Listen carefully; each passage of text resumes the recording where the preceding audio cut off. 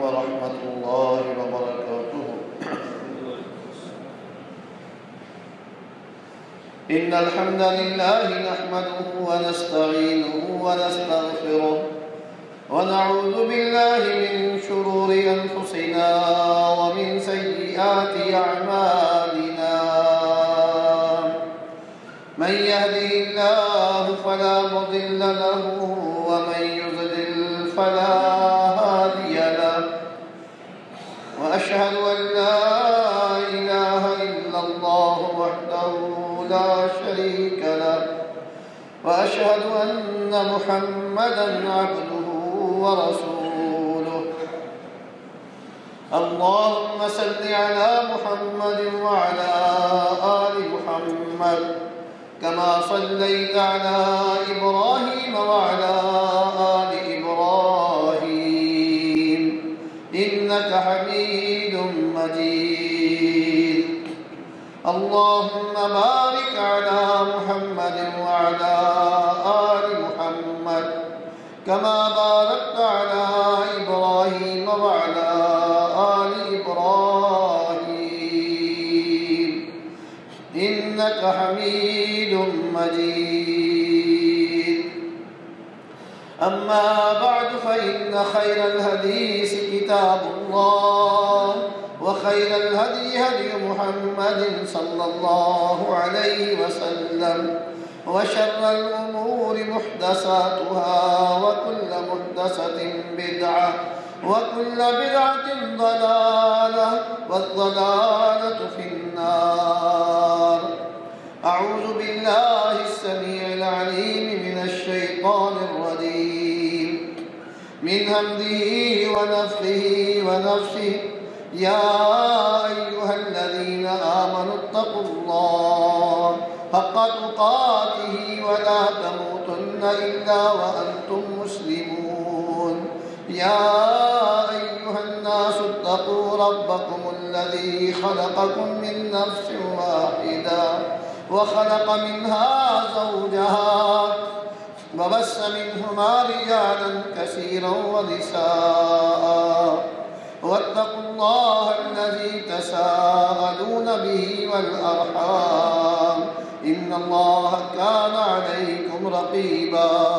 يا أيها الذين آمنوا اتقوا الله وقولوا قولا سديدا يصلح لكم أعمالكم ويغفر لكم ذنوبكم ومن يطع الله ورسوله فقد فاز فوزا عظيما.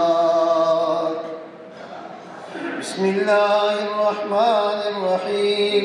يا أيها الذين آمنوا توبوا إلى الله توبة نصوحا عسى ربكم أن يكفر عنكم سيئاتكم ويدخلكم جنات تجري من تحتها الأنهار يوم لا يخزي الله النبي والذين آمنوا معه نورهم يسعى بين أيديهم وبأيمانهم يقولون ربنا أتمم لنا نورنا واغفر لنا إنك على كل شيء قدير. تمام قسم کی حمد و ثنا، تعریف و ستائش، تسبیح و تمجید، تکبیر و تحلیل، تعظیم و توقیر، تقدیس و تنزیہ اللہ احکم الحاکمین، مالک العلام ذو الجلال والاکرام، خالق کائنات، مالک ارض و سماوات، رازق المخلوقات وحدہ لا شریک لیہ. صلاۃ و سلام سید الاولین والآخرین، شفیع المذنبین، رئیس المصلحین، امام المتقین، سید الانبیاء والمرسلین، جناب محمد رسول اللہ صلی اللہ علیہ وعلا آلہ وبارک وسلم کے لیے. حضرات محترم، یہ بات یقینی اور حقیقی ہے کہ انسان خطا اور نسیان کا مرکب ہے. انسان سے غلطی ہو جاتی ہے، بھول ہو جاتی ہے. بعض اوقات انسان جان بوجھ کر گناہ کر لیتا ہے، بعض اوقات نہ چاہتے ہوئے معلوم نہیں پڑتا غلطی ہو جاتی ہے، لیکن جس خالق اور مالک کا یہ بندہ ہے وہ پروردگار اپنے انسان کے اوپر اتنا مہربان اور اتنا مشفق، اتنا رؤوف اور رحیم ہے کہ انسان کے تصور سے بھی زیادہ اللہ رب العزت اپنے بندے کے ساتھ رحمت کا معاملہ فرماتا ہے، اپنے بندے کے اوپر توجہ کا معاملہ فرماتا ہے۔ یہ اللہ رب العزت کی صفت رحیمی، صفت رؤوفیت اور صفت غفرانیت کا لازمی نتیجہ ہے کہ اللہ رب العزت اپنے بندوں کو مایوس نہیں ہونے دیتے، بلکہ اللہ رب العزت نے جو کتاب، جو دین آخر الزمان پیغمبر جناب محمد الرسول اللہ صلی اللہ علیہ وسلم پر نازل فرمایا ہے، اس میں اپنے بندوں کے لیے بڑی امیدیں رکھی ہیں اور اپنی ان عالی صفات کا انتہائی خوبصورت اور شاندار الفاظ میں تذکرہ فرمایا کہ اپنے خالق و مالک کی طرف لوٹ آؤ، کتنا بڑا بھی کیوں نہ گناہ کیا ہو، کتنی بڑی بھی معصیت کا ارتکاب تم سے کیوں نہ ہو گیا ہو، اگر تم نے اللہ کی طرف رجوع کر لیا، اللہ کی طرف لوٹ آئے، اللہ رب العزت تمہیں مایوس نہیں کرے گا، اللہ تمہیں اپنی آغوش رحمت میں لے لے گا، اللہ رب العزت تمہارے اوپر راضی ہو جائے گا اور ایسا راضی ہوگا، ایسا خوش ہوگا کہ جو تم سے خطا ہوئی تھی، جو تم سے گناہ ہوا تھا، اللہ اسے بھی نیکی بنا دے گا۔ کون ہے کائنات کے اندر، اس جہان کے اندر کون ہے؟ آسمان و زمین کی وسعتوں کو چھال مارو، تمہیں کوئی بھی نہیں ملے گا، حتیٰ کہ تمہارے حقیقی ماں باپ جو ہیں، جو مجبور ہیں فطرتی طور پر تمہارے ساتھ محبت کرنے میں، وہ بھی تمہاری ایسی خطاؤں کو معاف کرنے پر دل سے راضی نہیں ہوں گے، چاہے جائے کہ ان کو کہیں کہ شاباش دے دیں۔ یہ خالق و مالک ہے جو ساری قوتیں، سارے اختیار اپنے پاس رکھتا ہے اور اس کا بندہ اس کے سامنے ہر طرح سے لاچار، بے بس، کمزور ہونے کے باوجود اللہ رب العزت انہیں کس طرح جو ہے اپنی بخشش میں لے لیتا ہے۔ حضرات محترم، اللہ رب العزت قرآن مجید میں بار بار یہ ہماری توجہ دلانا چاہتے ہیں، اللہ کے بندوں، اللہ کی طرف لوٹ آؤ، لوٹ آؤ اللہ کی طرف، پلٹ آؤ اپنے خالق و مالک کی طرف، نہ اس سے منہ موڑو، نہ اس سے ناراض ہو، نہ اس کی نافرمانی کرو، نہ اس کے کہے سے باہر ہو جاؤ، اللہ کی طرف لوٹ آؤ۔ حضرات محترم، یہ توبہ اور یہ توبہ جو ہے اس کا معنی ہی یہ ہوتا ہے کہ اللہ کی طرف لوٹ آنا۔ توبوا الی اللہ جمیعا، اللہ قرآن میں فرماتے ہیں سورہ نور میں، توبوا الی اللہ جمیعا، اور سارے اللہ کی طرف لوٹ آؤ۔ توبوا الی اللہ جمیعا ایھا المؤمنون، اے مومنو، لعلکم تفلحون، تمہاری فلاح اسی میں ہے، تمہاری کامیابی اسی کے اندر ہے کہ اللہ کی طرف پلٹ آؤ۔ سورہ تحریم 28ویں پارے کی آخری صورت، آخری رکوع کے اندر اللہ فرماتے ہیں، یا ایھا الذین آمنوا توبوا الی اللہ توبۃ نصوحا، او ایمان والو پکی سچی کھری توبہ اللہ کے سامنے پیش کر دو۔ پھر یاد رکھو اللہ رب العزت اسی آیت کے اندر تمہیں 4 نعمتیں عطا فرمائیں گے، تمہیں 4 فائدوں سے متمتع فرمائیں گے، تمہیں 4 قسم کی عظیم الشان اللہ نعمتیں اس سے نواز دیں گے۔ کون سی ہے؟ فرمایا نمبر 1، عَسَىٰ رَبُّكُمْ أَن يُكَفِّرَ عَنْكُمْ سَيِّئَاتِكُمْ، تمہاری ساری سیئات تمہاری ساری سیاہ کاریاں جو ہے اللہ ان پہ پردہ ڈال دے گا، کسی کو بھی پتہ نہیں لگنے دے گا، اور جن کو پتہ ہوگا اللہ ان کے ذہنوں سے بھی کھرچ کے نکال دے گا۔ عسیٰ ربکم ان یکفر عنکم سیئاتکم، یہ ذہن کے اندر یادداشتیں یہ اللہ نے رکھی ہے، اور جب بندہ اللہ کی طرف لوٹ آتا ہے، جو عیب تمہارے بندوں کی نظروں کے اندر ذہنوں میں ہے، اللہ انہیں کھرچ دے گا، ان کے ذہنوں کو صاف کر دے گا۔ عسیٰ ربکم ان یکفر عنکم سیئاتکم۔ نمبر 2 فرمایا وَيُدْخِلَكُمْ جَنَّاتٍ تَجْرِي مِن تَحْتِهَا الْأَنْهَارُ، اللہ تمہیں وہ جنتیں عطا فرمائے گا جن جنتوں کے نیچے سے نہریں چل رہی ہوں گی، ان نہروں کے اوپر اللہ نے وہ جنتیں تیار کی ہوئی۔ نمبر 3 فرمایا یوم لا یخزی اللہ النبی والذین آمنوا معہ، فرمایا کہ اللہ توبہ کرنے والوں کو قیامت کے دن کی ذلت و رسوائی سے بچا لیں گے۔ اور سب سے بڑی ذلت اور رسوائی انسان کی دنیا کی نہیں، آخرت کی ذلت اور رسوائی ہے۔ دنیا کے اندر انسان کمزور ہو جائے، لاچار ہو جائے، کسی سے بستی کروا لے، وہ اتنا بڑا قلق نہیں ہے، اس کا حل ہو سکتا ہے، اس سے انسان نکل سکتا ہے، اس کمزوری سے عزت کی طرف آ سکتا ہے، لیکن قیامت کی ذلت اور رسوائی کے بعد کوئی کامیابی نہیں۔ اللہ فرماتے ہیں تیسرا فائدہ یہ ہوگا توبہ کرنے والوں کو اللہ قیامت کے دن کی ذلت سے محفوظ فرما دے گا۔ چوتھا فائدہ فرمایا نورہم یسعی بین ایدیہم و بایمانہم، توبہ کرنے والوں کے لیے قیامت کے روز اللہ ان کے سامنے بھی ان کے دائیں بھی روشنی ہی روشنی کر دے گا، نور ہی نور کر دے گا۔ یہ توبہ کرنے والوں کے لیے۔ حضرات بعض اوقات انسان کے ذہن میں یہ بات آتی ہے، دل میں یہ خیال پیدا ہوتا ہے میں نے تو بڑے گناہ کیے، اتنے بڑے بڑے گناہ، بھلا یہ کیسے معاف ہو سکتے ہیں؟ قرآن مجید کو پڑھ کے دیکھیں، حبر الامہ ترجمان قرآن امزاد نبی حضرت عبداللہ ابن عباس رضی اللہ تعالی عنہ، وہ کہتے ہیں کہ اللہ رب العزت نے قرآن مجید میں جو یہ آیت نازل فرمائی نا، قُلْ يَا عِبَادِيَ الَّذِينَ أَسْرَفُوا عَلَىٰ أَنفُسِهِمْ لَا تَقْنَطُوا مِن رَحْمَةِ اللَّهِ إِنَّ اللَّهَ يَغْفِرُ الذُّنُوبَ جَمِيعًا إِنَّهُ هُوَ الْغَفُورُ الرَّحِيمُ۔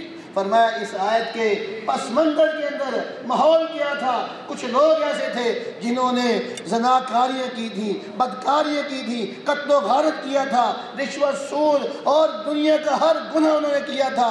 اللہ کے رسول علیہ السلام کے سامنے حاضر ہوئے، کہا کیا ہمارے ان گناہ کی معافی ہو سکتی ہے؟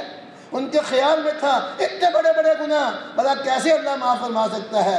اللہ رب العزت نے یہ آیت اتار دی سورہ زمر 24ویں پارے میں، قل اے پیغمبر علیہ السلام آپ کہہ دیجئے یا عبادی الذین، میرے ان بندوں کو، اللہ کہتے ہیں یا عبادی میرے بندے، اللہ ان گناہ گاروں کو بھی جو توبہ کر رہے ہیں اپنے بندے کہہ رہا ہے، کہ میں یا عبادی الذین اسرفوا، جنہوں نے ظلم کر لیا، جنہوں نے زیادتی کر لی، حدوں کو پھلانگ گئے۔ اسراف کرنے کا مطلب ہوتا ہے جو اللہ نے ایک بارڈر مقرر کیا ہے، لائن کھینچ دی ہے اور حد مقرر کر دیا جو اس سے آگے گزر جاتا ہے، اسے اسراف کہتے ہیں۔ اللہ فرماتے ہیں اسرفوا علی انفسہم، جنہوں نے اپنی جانوں پر حد سے تجاوز کر لیا۔ لا تقنطوا من رحمت اللہ، اللہ کی رحمت سے مایوس نہ ہو جاؤ۔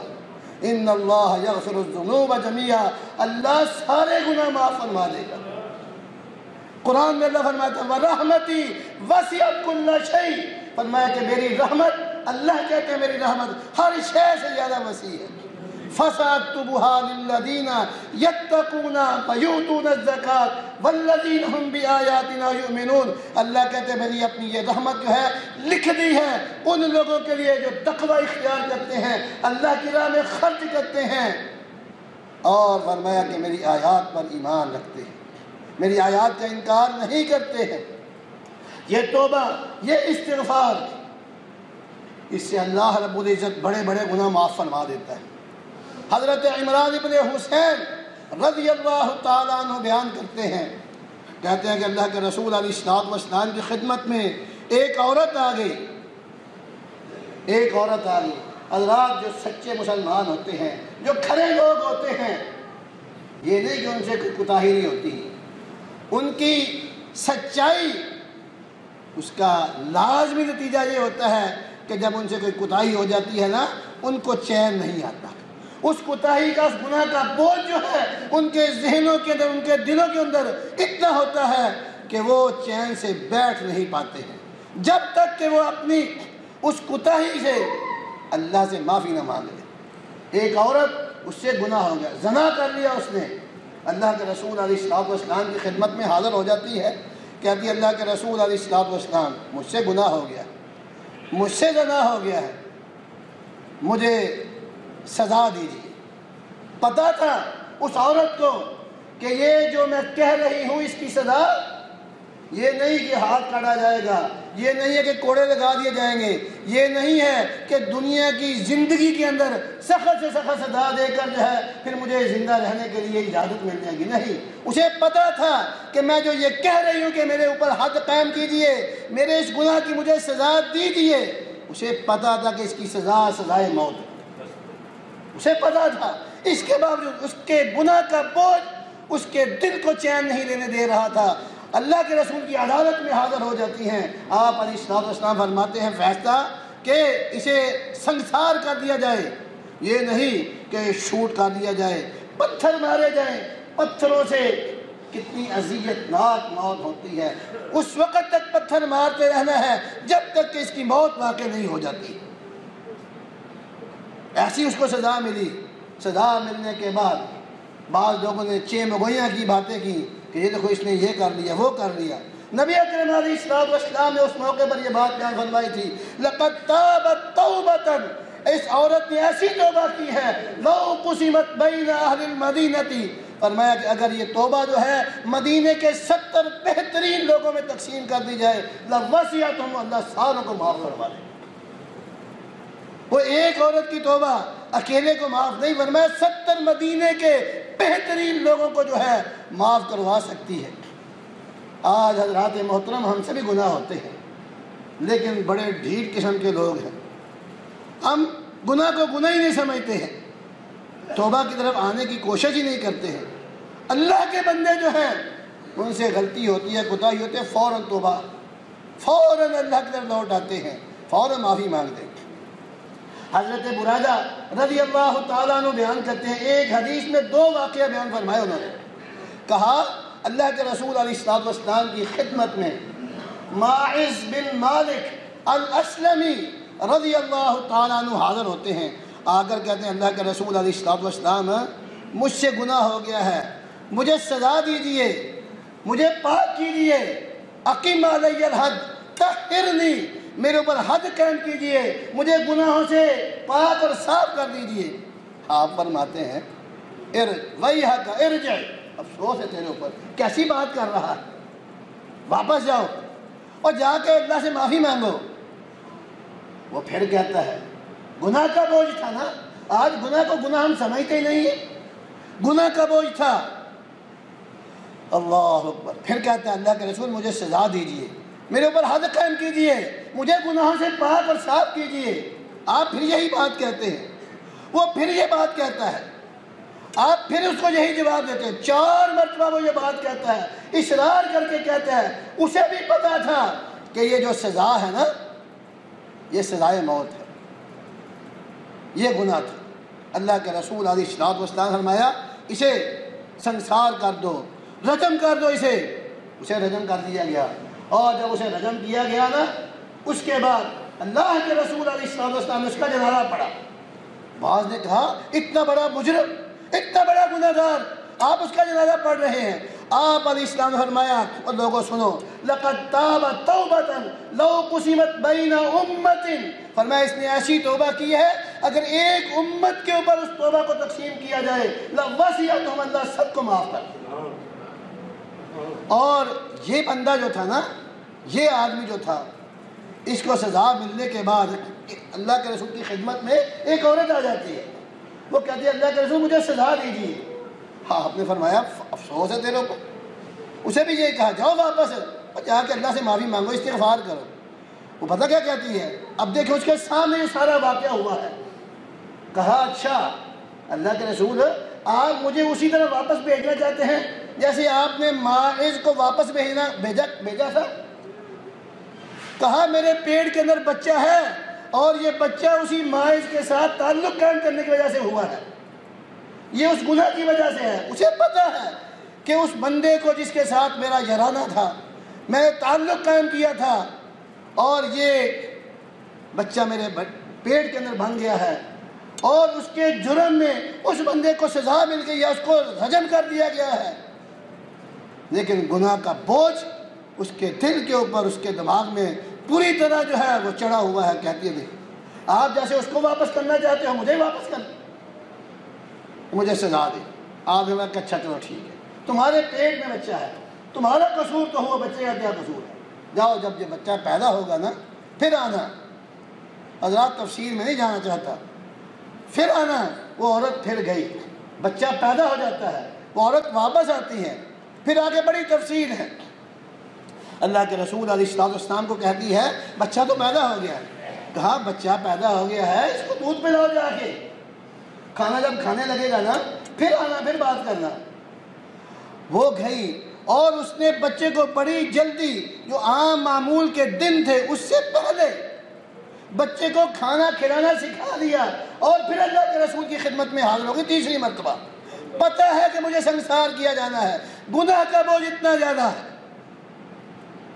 اور جب آپ کی خدمت میں حاضر ہوئی بچے کے ہاتھ میں روٹی کا ٹکڑا پکڑا ہوا تھا۔ کہا دیکھو اللہ کے رسول یہ بچہ کھانا کھانا شروع کر دیا اس نے، مجھے سزا دیں، مجھے گناہ سے پاک کریں۔ اللہ کے رسول علیہ السلام نے کہا اس کو بھی سنسار کر دو، رجم کر دو اس کو۔ جب اسے سنسار کیا جا رہا تھا نا آپ نے یہ بھی ہدایت دی زمین میں گڑھا کھودا جائے اور اس کے سینے تک جو ہے گڑھا کھودا جائے، اس میں اس کو کھڑا کر کے جو ہے اس کو پتھر مارے جائے اور اس کو سنسار کیا جائے۔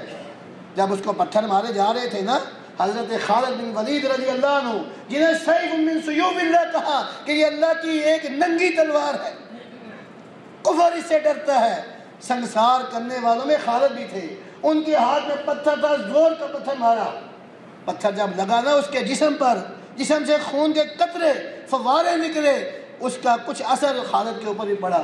جناب خالد نے بڑا سخت لفظ بولا اس عورت کے متعلق۔ آپ علیہ السلام نے فرمایا مہلن یا خالد، خبردار، مہلن یا خالد، خبردار خالد، تمہیں پتہ نہیں ہے اس عورت نے ایسی توبہ کی ہے، اگر ایک ظالم ٹیکس وصول کرنے والا جو ہے وہ بھی توبہ قبول کرتا تو اللہ اس کی بھی توبہ قبول کر لیتا۔ حضرات محترم توبہ کریں، اتنے بڑے بڑے جرموں کو اللہ نے معاف کر دیا ہے۔ اللہ کے رسول علیہ السلام ابھی بیٹھے ہوئے جو گناہ ہم سے ہوئے ہیں اگر ہم اس کی نیت ہی کر لیں، سچی نیت کر لیں، سچی نیت کرنے سے، توبہ کی سچی نیت کرنے سے اللہ گناہ معاف کر دیتا ہے۔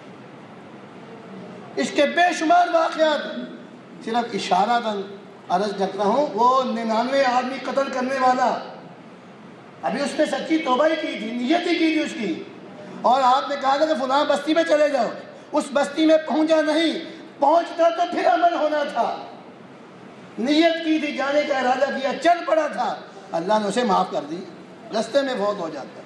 سچی توبہ کی نیت کرنے سے اللہ گناہ معاف فرما دیتے ہیں، لیکن یہ بات تب ہے جب ہمیں پتہ ہو کہ ہمارا خالق، ہمارا مالک جو ہے وہ توبہ قبول کرنے والا ہے۔ ہمارا تعلق اپنے اللہ کے ساتھ تو بننا چاہیے۔ اللہ نے قرآن میں یہ بات کہی ہے الم یعلموا ان اللہ هو یقبل التوبۃ عن عبادہ، اور لوگوں کو پتہ نہیں ہے کہ اللہ بندوں کی توبہ قبول کرتا ہے۔ کہاں چلے گئے ہیں لوگ؟ اور کائنات کی عظیم ترین ہستی، پوری مخلوق کی اعلیٰ ترین شخصیت حضرت محمد الرسول اللہ صلی اللہ علیہ وسلم فرماتے ہیں یا ایھا الناس توبوا الی اللہ، اور انسانوں اللہ کی طرف توبہ کرو۔ میں محمد الرسول اللہ صلی اللہ علیہ وسلم انی لاتوب فی اليوم 100 مرۃ، محمد کریم فرماتے ہیں کہ میں اللہ کے سامنے دن کے اندر جو ہے 100 مرتبہ توبہ کرتا ہوں۔ ساری کائنات ایک پلڑے میں ہو جائے، حضرت محمد الرسول اللہ ترازو کے دوسرے پلڑے میں ہو تب بھی آپ کا وزن زیادہ ہے۔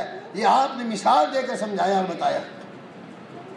میں اور آپ اپنے اپنے گریبان میں جھانک کے دیکھیں، ساری کائنات کے گناہ ایک طرف ہو جائیں، ایک سیکنڈ کے گناہ، ساری کائنات کے ایک زندگی کے گناہ ایک طرف ہو جائیں، وہ سارے کے سارے گناہ اللہ کے رسول علیہ الصلوۃ والسلام کے گناہ آپ کے ذمے ہے ہی نہیں، اس کے باوجود آپ 100 مرتبہ اللہ سے دعا کرتے ہیں۔ حضرات محترم، ایک مومن اور ایک غیر مومن کے درمیان توبہ کے حوالے سے کیا فرق ہوتا ہے؟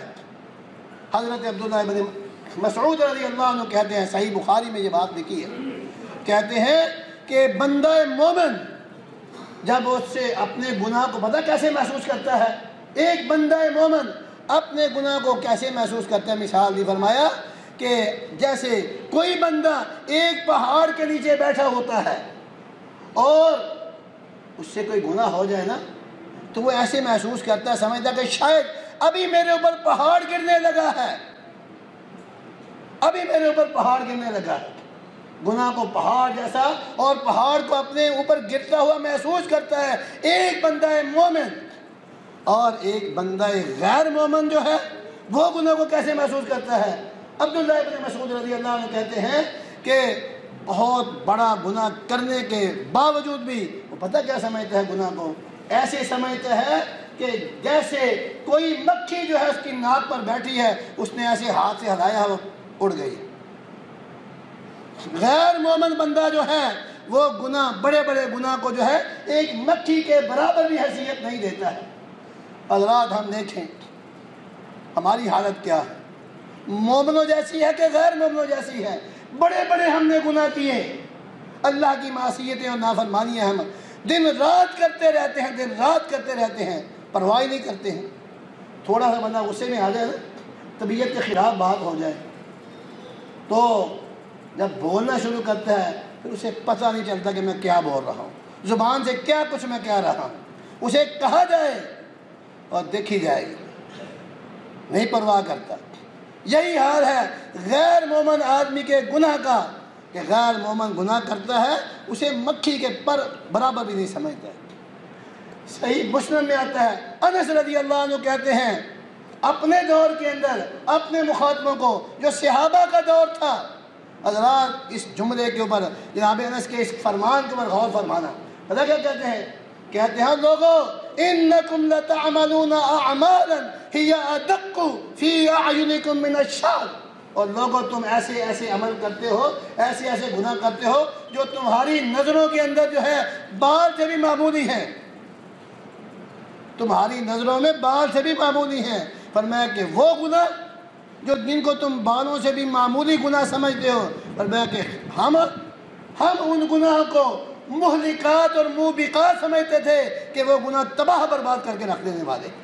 یہ اس دور کی بات ہے جس دور کو خیر القرون کا دور کہا گیا ہے۔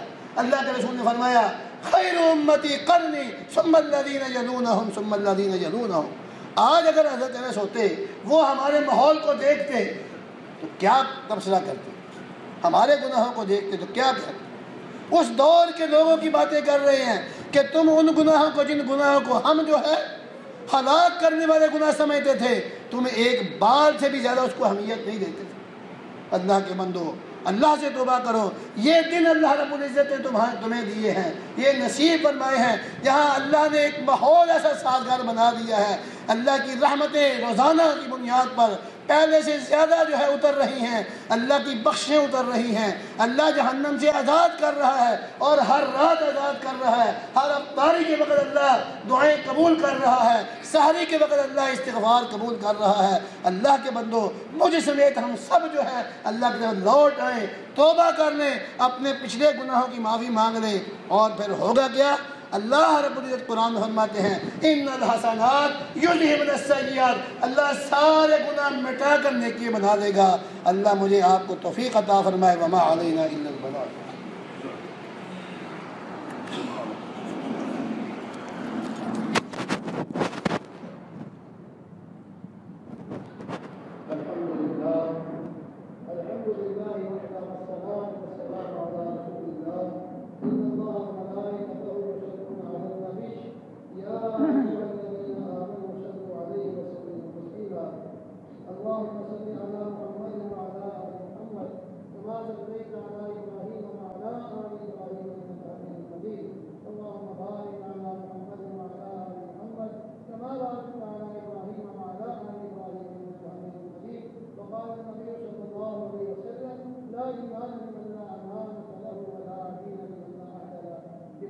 دعا کرنا چاہتے ہیں